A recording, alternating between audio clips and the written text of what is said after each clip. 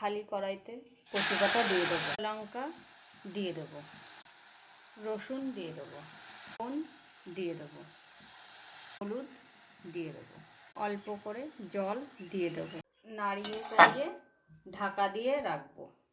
ঢাকা দিয়ে রাখবো।